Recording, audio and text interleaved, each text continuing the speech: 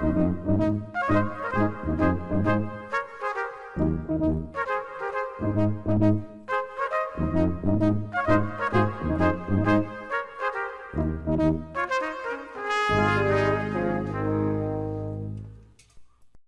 graça e paz de nosso Senhor Jesus Cristo. Continuando nosso estudo aos Hebreus, hoje concluiremos o capítulo de número 4. Vamos orar para nós darmos início. Pai, em nome do Senhor Jesus, que o Senhor nos ensine nesse estudo a importância que nós temos que dar ao Senhor Jesus, o cumpridor de toda a lei, de toda a promessa, o nosso sumo sacerdote, o único em quem devemos depositar a nossa confiança. Nos ensina isto nesse estudo, em nome do Senhor Jesus. Amém.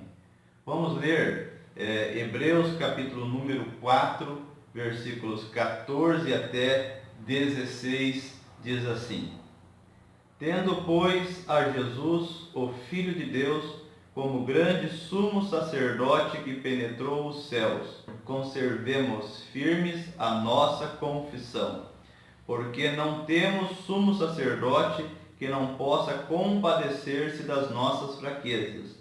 Antes foi ele tentado em todas as coisas à nossa semelhança, mas sem pecado. Acheguemo-nos, portanto, confiadamente junto ao trono da graça, a fim de recebermos misericórdia e acharmos graça para socorro em ocasião oportuna. Este é um dos versículos, esse último que eu li, um dos que eu mais amo nas Escrituras Sagradas. Vamos dar início então a esse nosso estudo com esta certeza, com esta confiança de chegarmos ao trono da graça que está nos céus, na presença do Pai, por meio do Senhor Jesus. Glória a Deus. Vamos dar início. Diferentes traduções para o final do versículo 14 e final do versículo 16, apenas para nós darmos algumas ênfases depois nesse nosso estudo.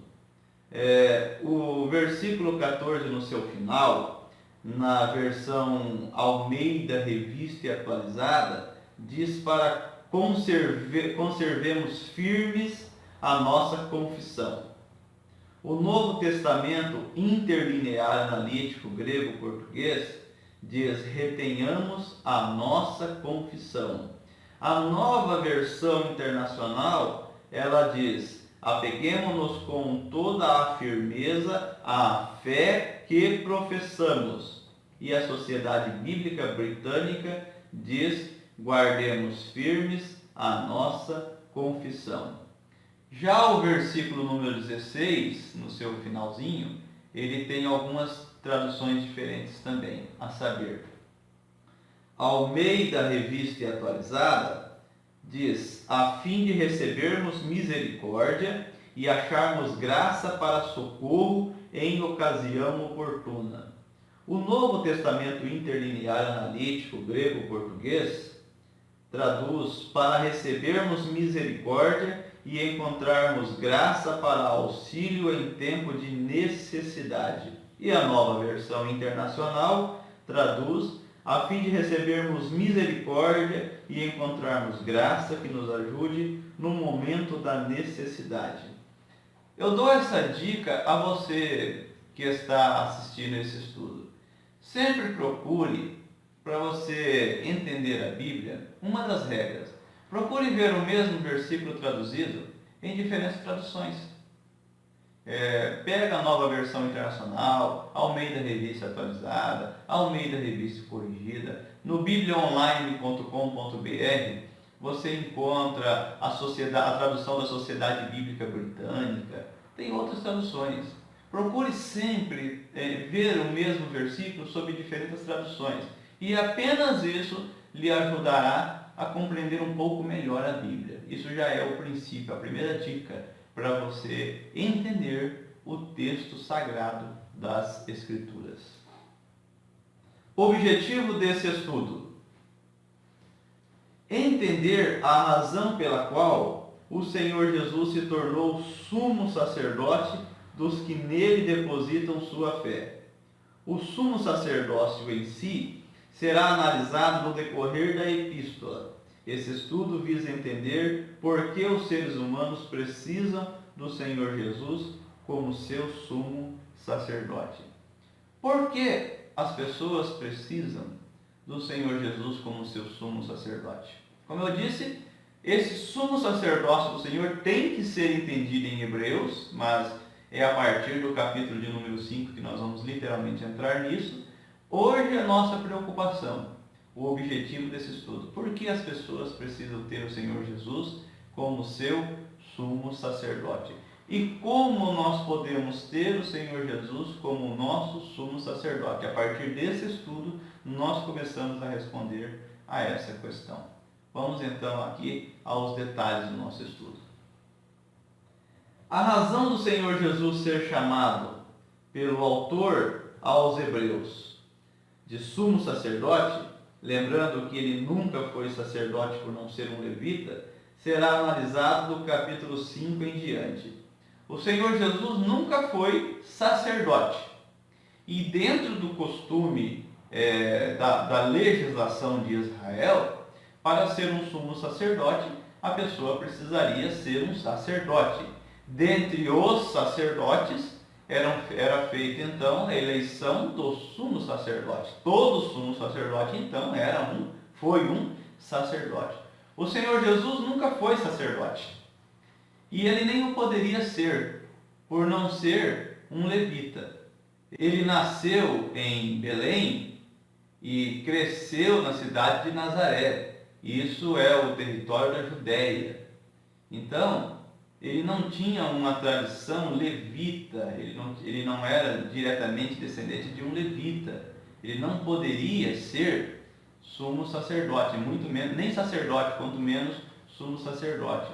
Mas o autor aos Hebreus o chamará, ou tratará, como sumo sacerdote.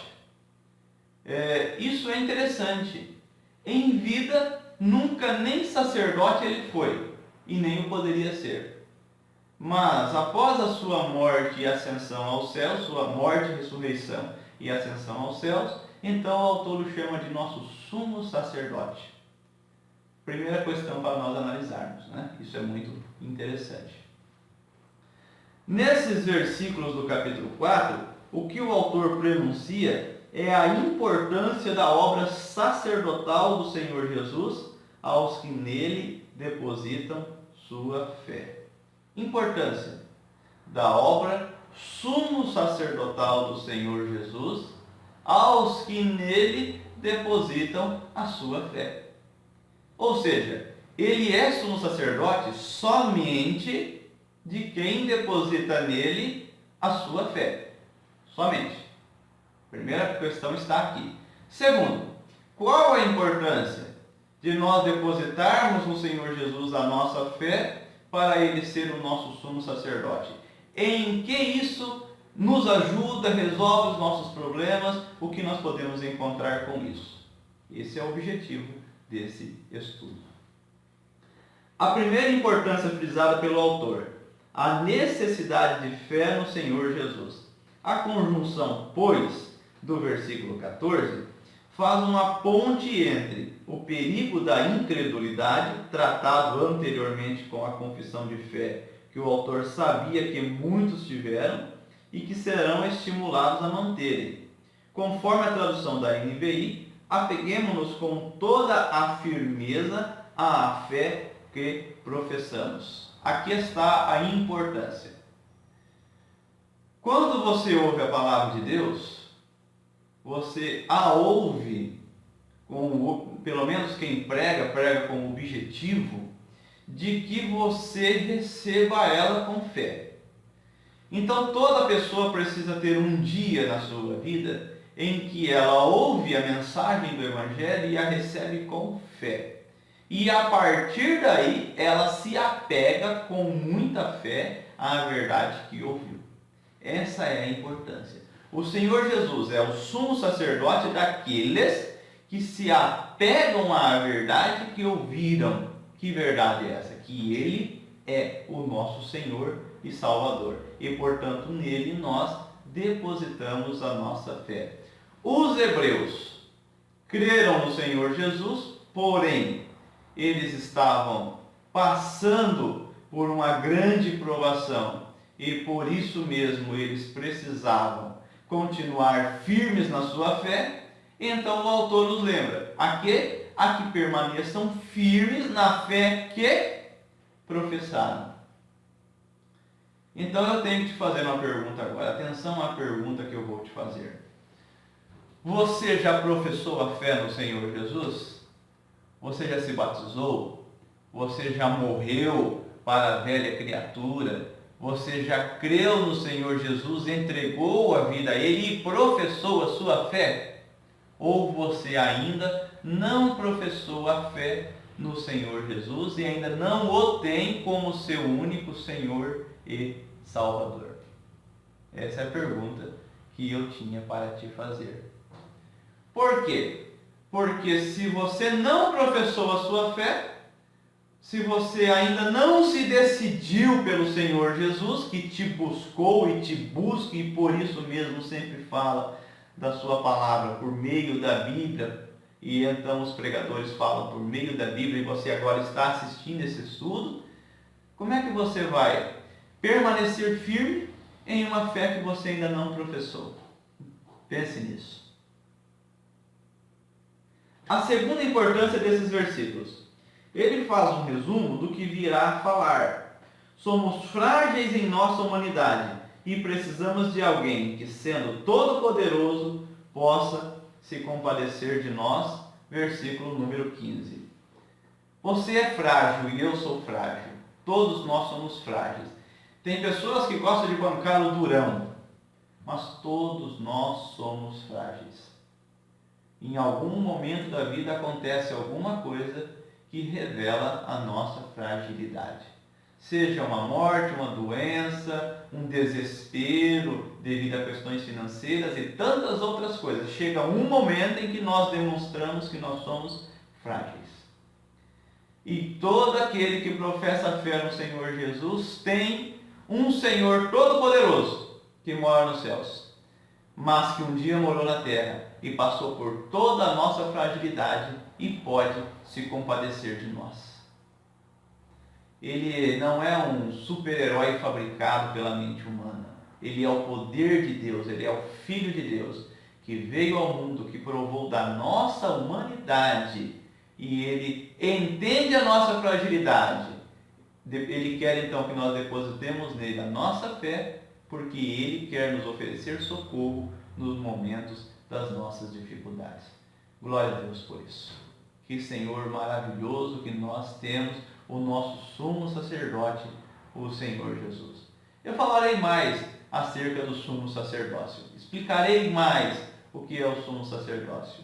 Por enquanto nós estamos analisando a importância de nós termos um sumo sacerdote e como é que nós devemos então nos comportar para que tenhamos a sua assistência. A terceira importância desses versículos. Pela fé, podemos chegar com confiança a Deus por meio daquele que nos apresenta a Deus, nosso sumo sacerdote, o Senhor Jesus, versículo 16. O Senhor Jesus é um sumo sacerdote eleito pelo Pai. Em tudo, ele provou nossa humanidade frágil. Entenda isso. O Evangelho é o poder de Deus e o Evangelho é dado pelo Pai e revelado pelo Senhor Jesus. O Evangelho da graça é o Evangelho do Senhor Jesus. Nós analisaremos a figura de um ser misterioso na Bíblia chamado Melquisedeque, que não tem genealogia, ou seja, nós não sabemos quem são seus pais, portanto ele não tem descendência, ele não tem registro, o que claramente mostra que ele é eterno, e também não tem fim porque não se fala da sua morte. Veremos que o Senhor Jesus, ele é um sumo sacerdote, mas não da ordem de Arão, porque da ordem de Arão nem sacerdote ele era, como nós vimos. Ele é um sumo sacerdote, da ordem de Melquisedeque. Por quê? Porque ele é eleito pelo Pai, ele é eterno, ele é antes de todas as coisas, ele é antes de Arão, e ele é um sumo sacerdote para nos apresentar ao Pai. Porque na ordem do sumo sacerdócio, quem representava os homens a Deus era o sumo sacerdote. Hoje, quem nos apresenta ao Pai é o nosso sumo sacerdote, o Senhor Jesus. O Pai está no céu, no trono do seu poder, no trono da sua graça, mas nós podemos nos apresentar ao Pai por meio do nosso sumo sacerdote que o Pai nos deu. Aquele que o Pai elegeu para nos apresentar diante dele. Eu não sei se você compreende o quanto isso é maravilhoso, mas isso é maravilhoso. Entenda isso. E se você não creu no Senhor Jesus ainda, entenda isso. O Pai elegeu ele para a sua salvação. E você só tem salvação por meio dele. O plano do Pai é que você seja um sacerdote, que você apresente sacrifícios de louvor, sacrifícios aceitáveis ao Pai por meio do sumo sacerdote. Então você deposita no sumo sacerdote, nas mãos dele, a sua oferta, que é a sua vida, e o sumo sacerdote apresenta isso ao Pai, que recebe. Que maravilha o que nós estamos falando. O Pai elegeu o sumo sacerdote para a sua salvação. Conforme a tradução da Nova Versão Internacional, podemos chegar com confiança a fim de recebermos misericórdia e encontrarmos graça que nos ajude no momento da necessidade. Você passa por necessidade nessa vida? Você passa? Eu passo. Todos nós passamos. E qual é o propósito do Pai para que você tenha um sumo sacerdote? Para que você se apresente a Ele e receba socorro no momento de necessidade. Nós vimos as diferentes traduções da Bíblia no começo, não vimos? Se você não lembra, volta lá.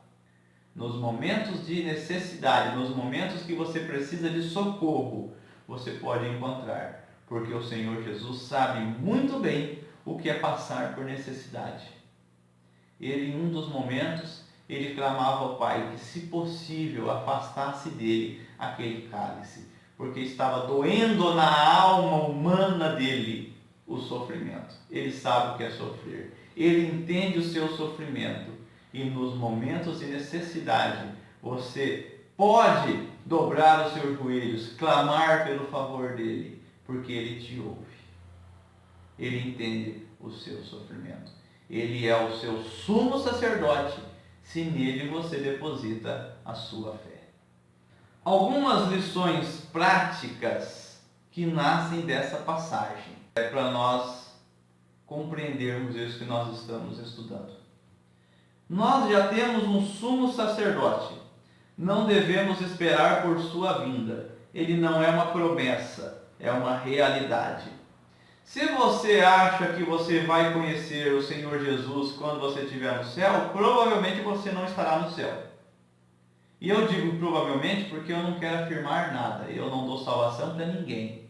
E eu não tiro salvação de ninguém. Mas uma coisa eu posso falar: só estará no céu quem entregar a vida ao Senhor aqui na terra. Quem o professar aqui na terra. A nossa passagem aqui é rápida, não é? Então, que nós possamos cumprir o propósito de Deus para a nossa vida. E isso passa por nós crermos no Filho de Deus. Ele não é uma promessa, ele é uma realidade. Ele voltará para os seus, para aqueles que creem nele agora. Na tradição judaica, o sumo sacerdote ocupava um lugar de destaque. O autor respeita essa verdade, mas enaltece a superioridade do sumo sacerdote eterno eleito por Deus, o Senhor Jesus Cristo.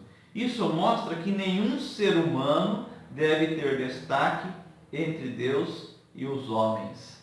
Se você faz parte de uma religião em que o líder espiritual ocupa uma posição de destaque acentuada e que você depende dele para orar e que você depende dele para pedir para o Senhor Jesus, para pedir a Deus alguma coisa, fuja disso. Nenhum ser humano pode ocupar destaque entre os homens e Deus. O papel de qualquer ser humano não passa de um papel de servo. Digo mais, como disse o Senhor Jesus, de servo inútil. Ele anuncia o Senhor Jesus e sai de cena. O Senhor Jesus é que merece todo o destaque, porque somente Ele merece honra e glória. O sumo sacerdote, ele ocupava uma posição de destaque, porque ele tinha uma função muito importante, mas ele era uma sombra de um sumo sacerdócio que viria, e já veio. Então hoje quem ocupa um local de muita importância entre Deus e os homens é o Senhor Jesus, aliás, de toda importância. Então, se você está dando muita importância a seres humanos, não se esqueça de que eles vão para o túmulo, terão a sua carne consumida, como qualquer pessoa, e precisarão ressuscitar como qualquer pessoa, e precisam depositar a sua fé em Deus como qualquer pessoa. Então, não aceite imposição de nenhum ser humano para que você dê a ele a glória que somente o Senhor Jesus merece. Essa já é uma lição prática que aparece nesse estudo. Qualquer comparação entre quem quer que seja, um santo, por exemplo, e o Senhor Jesus Cristo, como mediador entre Deus e os homens, é algo indevido. Se a igreja que você frequenta tem o nome de um santo, fuja dessa igreja. Se as suas orações são dirigidas a um santo, pare de orar assim. Se a sua fé e a sua promessa é a um santo, despreze essa religiosidade. Porque a obra do Pai é que nós cremos nele, em nome do Senhor Jesus, e depositemos a nossa fé no Senhor Jesus, porque só o Senhor Jesus dá a salvação. Todos esses santos fabricados por homens, no final das contas, são símbolos de pessoas que viveram e necessitam de salvação. Maria, por exemplo, ela, no seu canto, confessou o Senhor Jesus como Salvador dela. Se você não sabe do que eu estou falando, leia o Evangelho. E ela diz, e ela atribui ao filho dela o Salvador dela. Então Maria, ela merece todo o respeito. E eu respeito Maria como uma mulher exemplar. Mas ela é um ser humano como você e eu, e necessita de salvação como você e eu. E salvação somente o Senhor Jesus pode dar. Não aceite intermediários entre os homens e Deus, nem pessoas e nem santos. Ninguém, nem anjos, nada. Só o Senhor Jesus merece a nossa fé.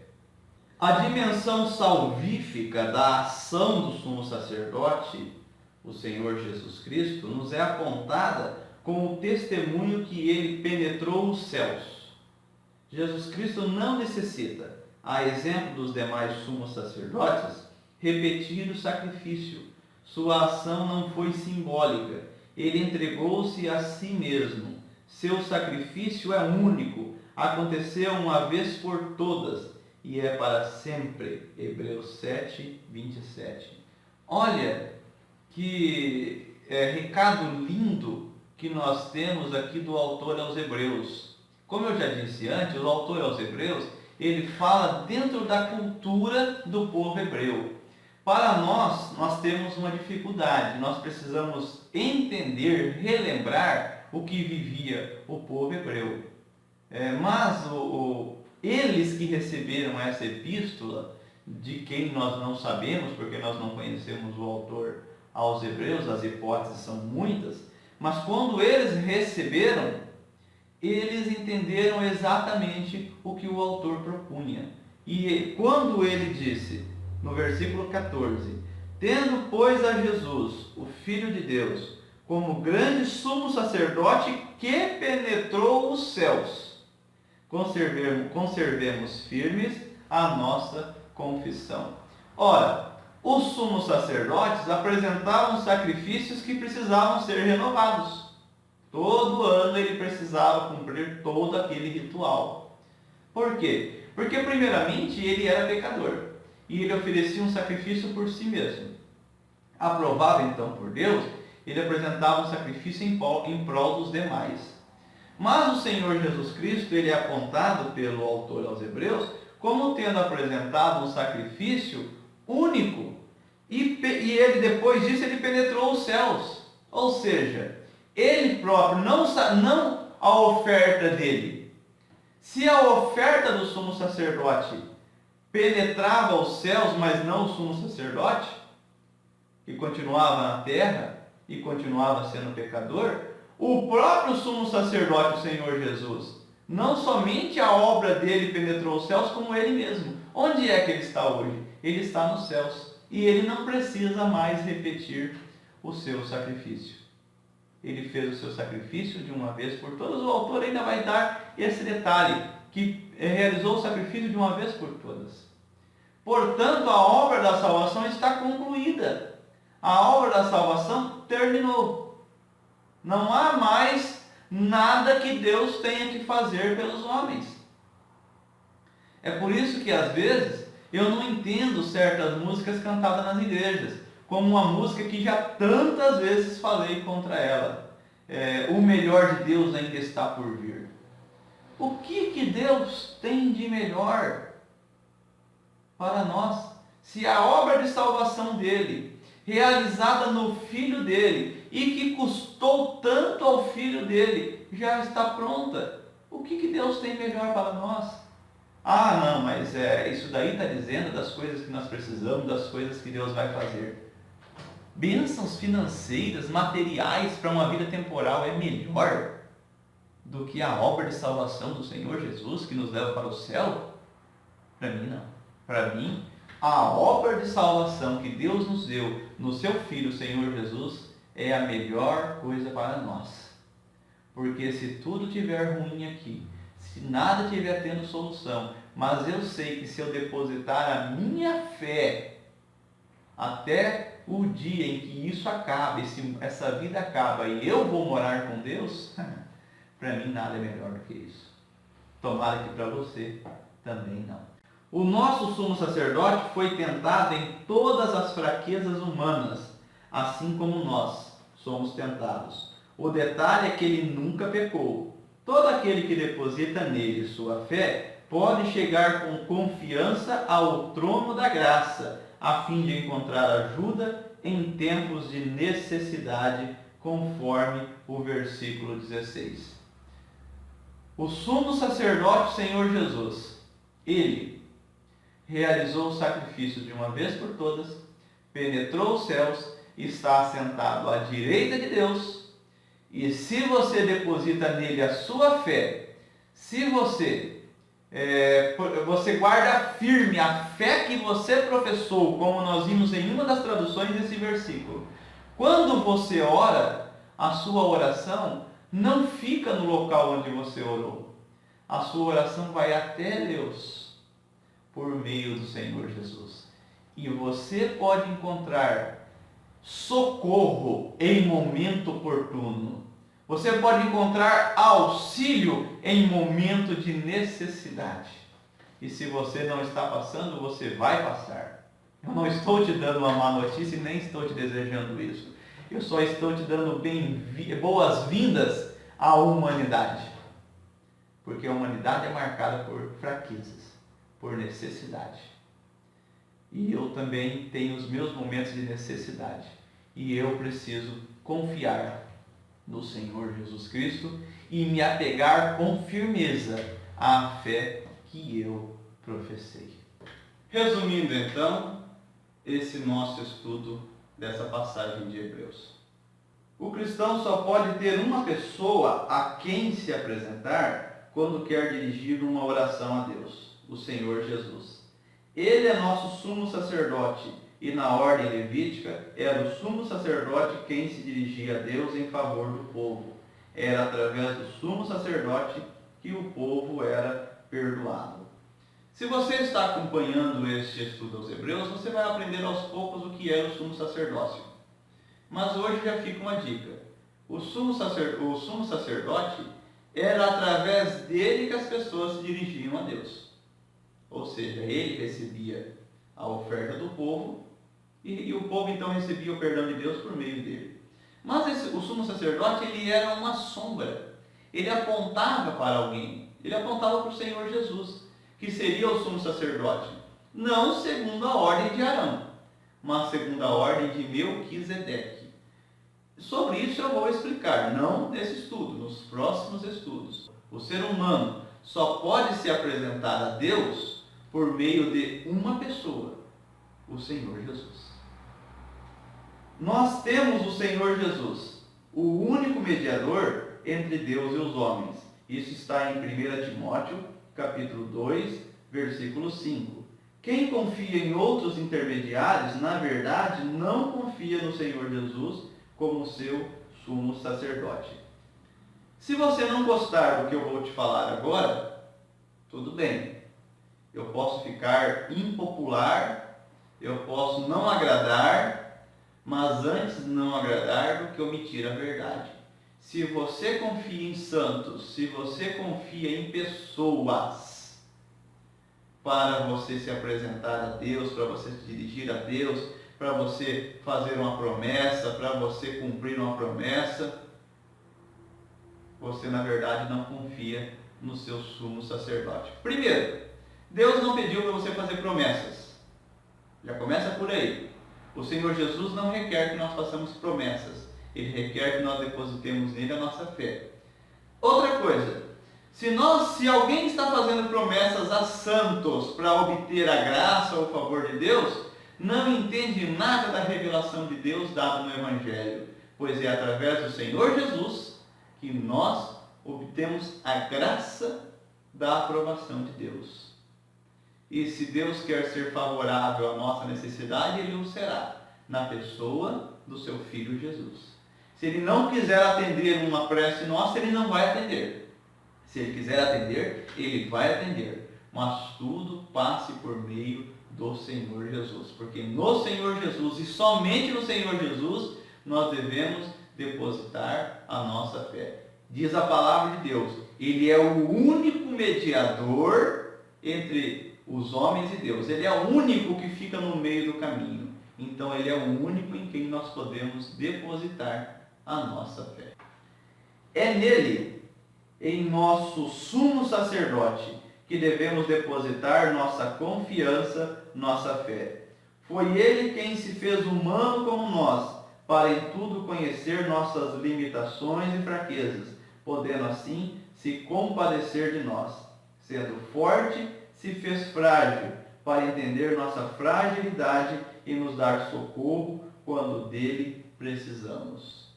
Ele é o Criador de todas as coisas, Ele é todo-poderoso. Ele estava no princípio criando, Gênesis capítulo 1, versículo 1. Bereshit bara Elohim. Elohim é plural. Elohim não é singular. Então nós poderíamos ler Gênesis capítulo 1, versículo 1, como no princípio os deuses criaram. Porque foi mais de um quem criou. O Senhor Jesus foi quem criou. Nós traduzimos como no princípio criou Deus, porque na verdade, mesmo sendo mais de um, é um. Isso é o mistério da Trindade. O Pai, o Filho e o Espírito Santo são três, mas ao mesmo tempo são um. Esse é o mistério, e esse é o mistério também do casamento, porque um homem e uma mulher se casam, 1 mais 1 igual a 2, certo? Na matemática sim, mas nos planos de Deus é errado. Nos planos de Deus, 1 mais 1 igual a 1. O homem e a mulher são 1. O Pai, o Filho e o Espírito Santo são 3 e são 1. Então o Senhor Jesus estava lá na criação criando todas as coisas. O apóstolo Paulo entendeu isso e mostra que ele não é só o Criador, ele é o sustentador de todas as coisas. Então o universo continua em ordem, por mais que os seres humanos causem desordem, mas o ser humano, o universo continua em ordem, porque o Senhor Jesus sustenta todas as coisas. E mesmo sendo esse Senhor Todo-Poderoso, se fez humano para se tornar frágil como nós, para morrer em nosso lugar, para assumir a nossa humanidade, para que nele nós depositássemos a nossa fé. E então, depositando nele a nossa fé, possamos encontrar socorro nele nos momentos de necessidade. Essa é a mensagem do Evangelho. Creia com todo o seu coração no Senhor Jesus. E quando você necessitar do socorro dele, apresente-se com total confiança diante do trono de graça, ou seja, diante de Deus Pai por meio do Senhor Jesus Cristo. Você entendeu isso? Suas orações são levadas diretamente ao trono de Deus, quando você deposita verdadeiramente sua fé e confiança no Senhor Jesus. Suas orações não param na limitação física de onde você esteja. Exemplo, dentro do seu quarto. Suas orações chegam diante do trono de Deus e ali você encontra ajuda nos momentos difíceis de sua vida. Eu não sei se você entendeu isso adequadamente, mas se ficou difícil, entenda assim. Você não está sozinho. Tem muitas pessoas que sofrem com isso, elas acham que estão sozinhas. Elas acham que não tem ninguém. Para com isso. Você tem o Senhor Todo-Poderoso, Criador e sustentador do universo como seu sumo sacerdote, se você deposita a sua confiança nele. Então você não está sozinho. E o plano de Deus é que você chegue ao céu, mas até você chegar ao céu, porque depositou e viveu, agarrou-se com firmeza à fé que professou, até chegar lá você tem auxílio aqui na terra. Este é o plano de Deus para a sua vida. Portanto, nos momentos difíceis, ore.